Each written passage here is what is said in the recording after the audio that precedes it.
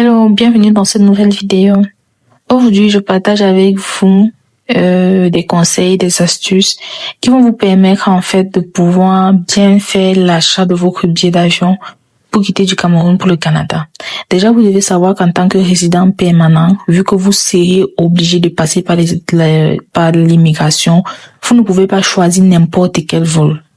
Et en plus de cela, vu que le seul visa que vous aurez probablement, c'est le visa pour le Canada, vous n'avez pas de visa pour d'autres territoires qui parfois exigent d'avoir un visa de transit. Vous devez donc faire très attention au vol que vous choisissez et aux différentes heures aussi d'escale qu'il y a entre les différents vols.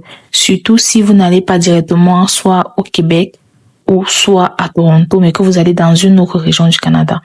Donc, je vous invite à regarder cette vidéo. Je vais partager avec vous tous les différents astuces et conseils que nous avons appliqués pour pouvoir bien effectuer l'achat de notre billet d'avion et aussi pour pouvoir faire la réservation. On se retrouve tout de suite après le générique. Bon, on a encore pratiquement combien d'heures de vol? 16 heures.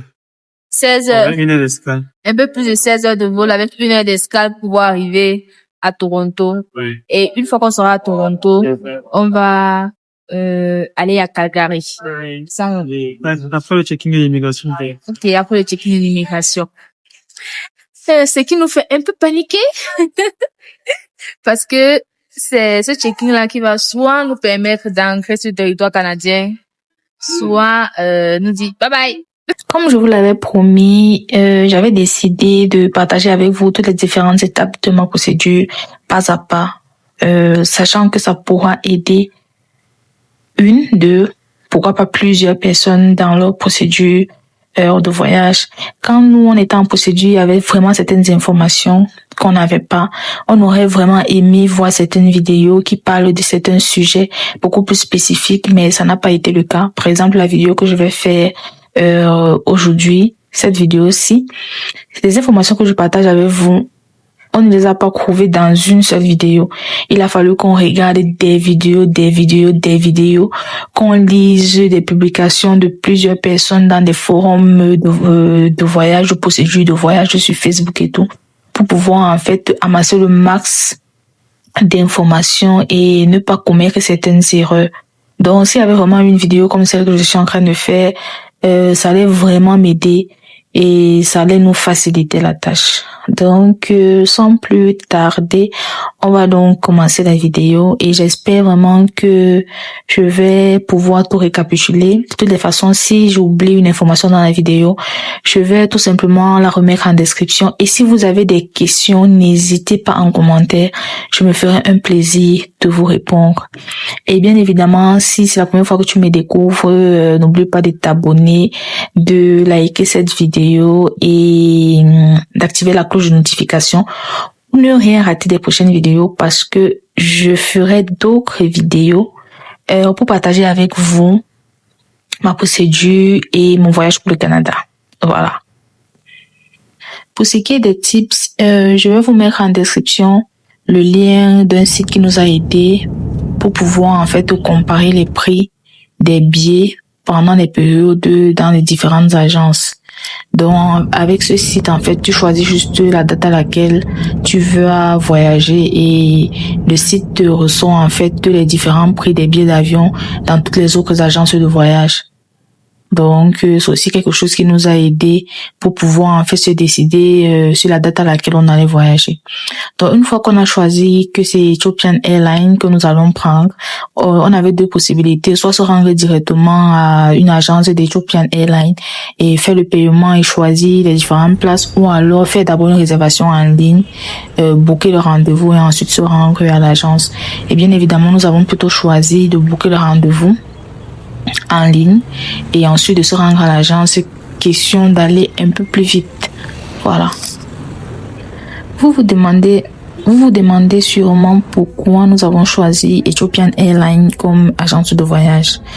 Déjà, à la base, quand il a fallu faire le choix, nous étions perdus, nous ne savions pas exactement quelle agence il fallait choisir. C'est pour cela que nous sommes allés sur les réseaux sociaux, essayer de regarder les avis des différentes personnes qui quittaient de l'Afrique pour le Canada et qui avaient voyagé récemment pour essayer un peu de nous faire une idée de l'expérience de voyage et tout. Et c'est comme ça qu'après avoir effectué ces recherches, nous avons calé 2 agences, c'est-à-dire Bruxelles Airlines et Ethiopian Airlines. Maintenant, quand nous sommes partis sur le site de Bruxelles Airlines pour essayer de regarder les vols avec les prix qui correspondent à la période que nous avons choisi pour voyager, nous nous sommes rendus compte en fait que tous les vols pendant cette période-là faisaient d'abord escale à Yaoundé. Une escale d'1 heure de temps, 45 à 1 heure de temps. Du coup, on n'a pas trop compris pourquoi c'était nécessaire de se dire, bon, on va prendre un vol. On va quitter de Douala, faire d'abord une escale à Yaoundé avant de continuer et faire les différentes autres escales. Donc, du coup, on s'est dit que bon, voilà, on va prendre Ethiopian Airlines et nous sommes calés en fait sur Ethiopian Airlines. Et c'est l'agence que nous avons pris. Voilà. Donc, quand vous entrez dans le site de Ethiopian Airlines, normalement, c'est cette page-ci qui devrait s'afficher. Voilà. Et sur cette page, vous pouvez lire, en fait, vous allez choisir le voyage que vous voulez faire. Sur nous, c'est un voyage aller simple. Donc, vous allez sélectionner aller simple. Ensuite, vous allez choisir le nombre de passagers. Vu que nous étions 2, nous avons pris 2 passagers. Et bien évidemment, pour la classe de voyage, nous, on n'a pas l'argent. Hein. Donc, on a choisi classe économique. Si vous avez les moyens, vous pouvez choisir classe business. Voilà. On n'avait pas non plus de code promo. Donc, on a ignoré tout simplement. Et la ville de départ, bien évidemment, c'était Douala. Donc, nous avons choisi Douala comme ville de départ. Ok, Douala, Cameroun. Vous choisissez Douala, Cameroun et la ville de retour, c'est-à-dire la ville où vous partez, comme je l'ai dit, nous on partait en Alberta. Donc, on devait s'arrêter en fait à l'aéroport de Calgary. Voilà. Donc voilà. Une fois que c'est fait, vous choisissez une date de départ. Si nous prenons par exemple le 4 de... En fait, vous devez savoir, plus votre date de voyage est proche, plus vous allez payer cher pour votre billet de voyage. Donc, comme nous, on n'avait pas d'argent, bien évidemment, on a préféré repousser le voyage de plusieurs mois pour pouvoir, en fait, avoir le prix le plus bas. Donc, nous avons repoussé de 3 mois. Donc, prenons par exemple la date de, je sais pas moi, du 12 avril 2026 comme date de voyage. Voilà. Et maintenant, on clique tout simplement sur chercher.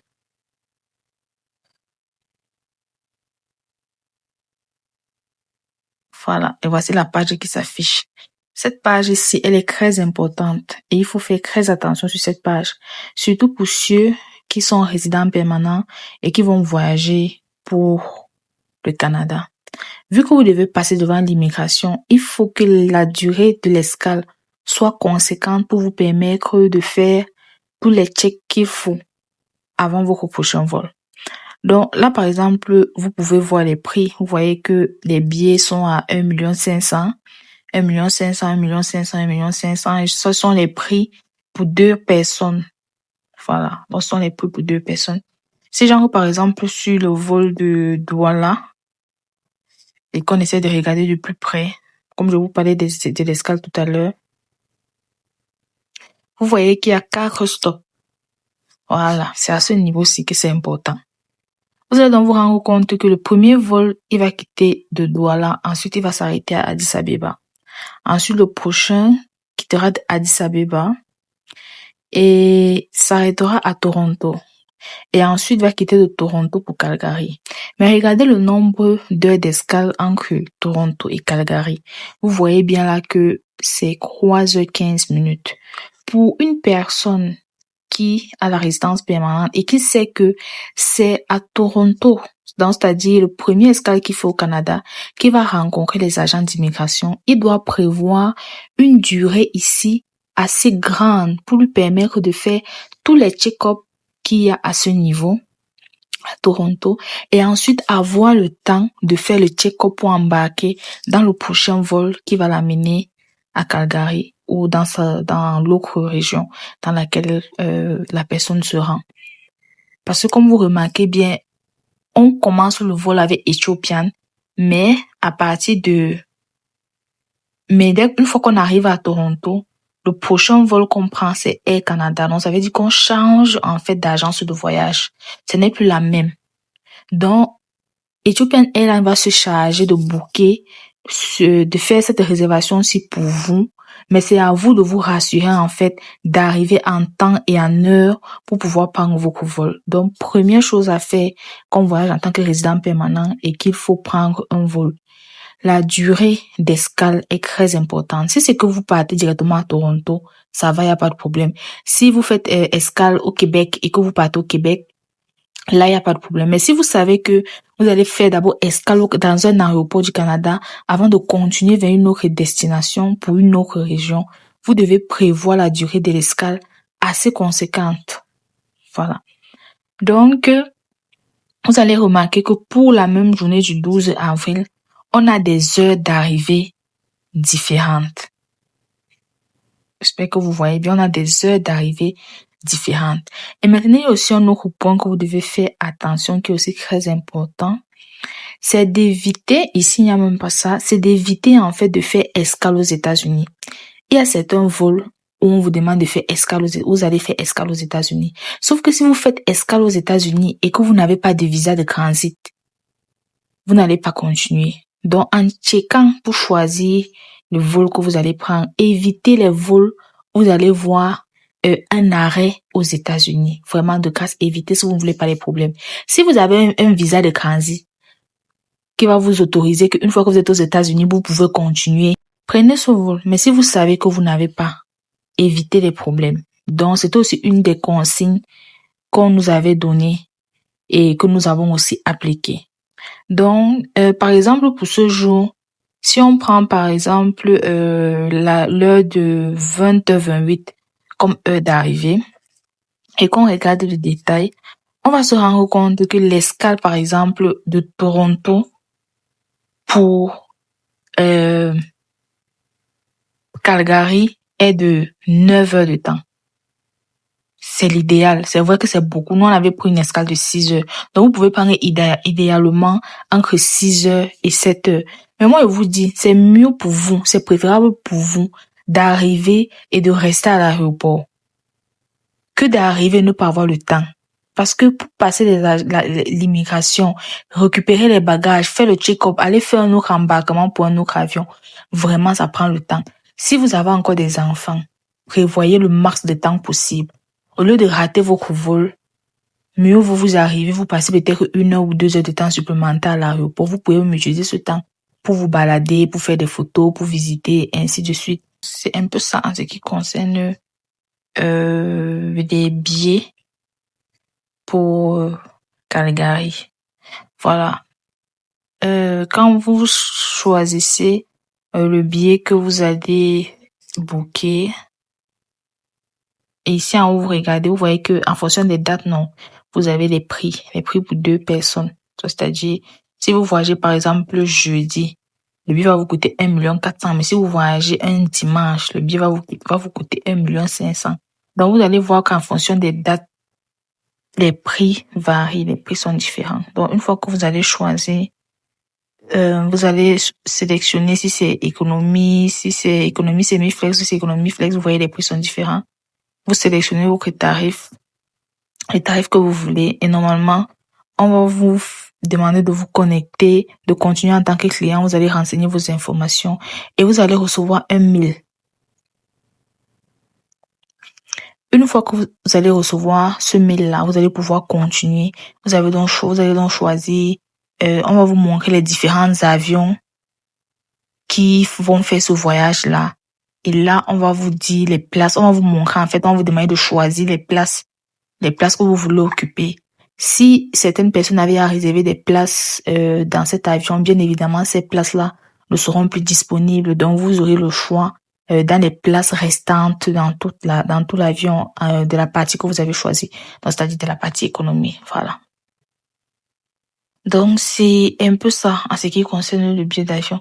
Est-ce que j'ai quelque chose d'autre à vous dire? En tout cas, si ça me revient dans le cours, dans la vidéo, je vais vous informer. Voilà. Donc, en gros, ça c'est ce qui concerne la réservation du billet d'avion pour quitter du Cameroun pour le Canada. Maintenant, passons au vlog de la journée en fait à laquelle nous sommes allés faire le paiement à l'agence d'Ethiopian Airlines après avoir fait la réservation sur le site quelques jours avant.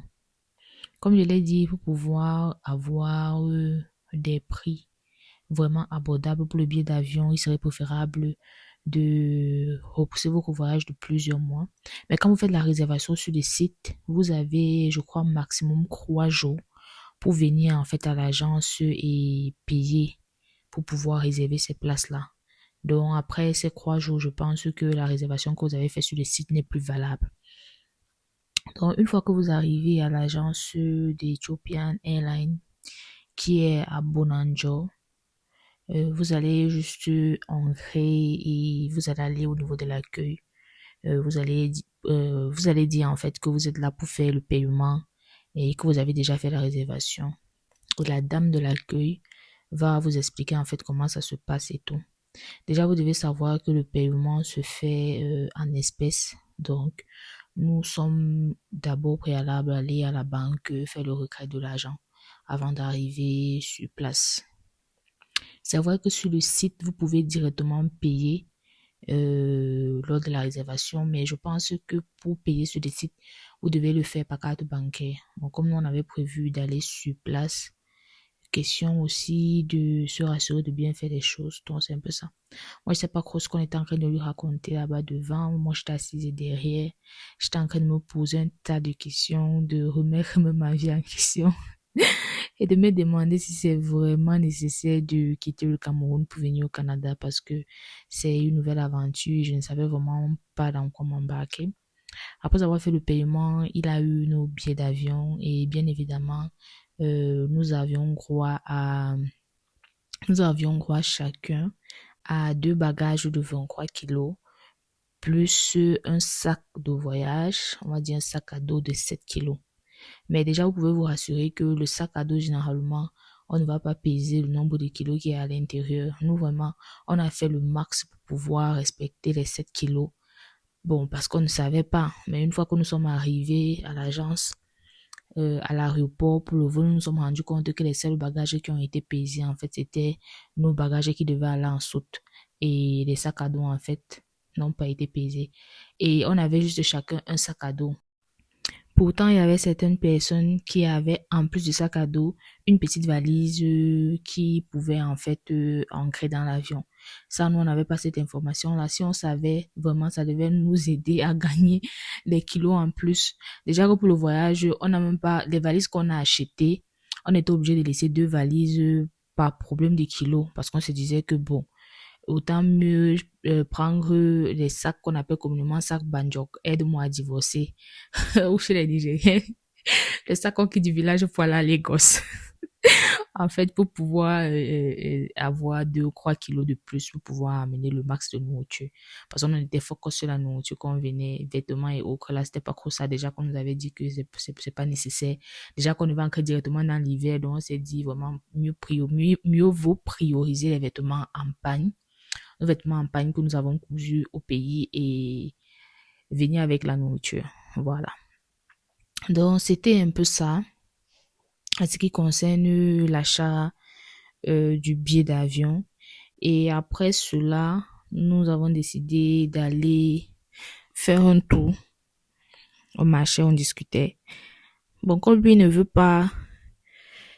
pas que sa tête se retrouve sur les réseaux sociaux. Pourtant, il faisait tout pour sortir dans ma vidéo. Je ne sais pas pourquoi il faisait tout pour sortir dans ma vidéo.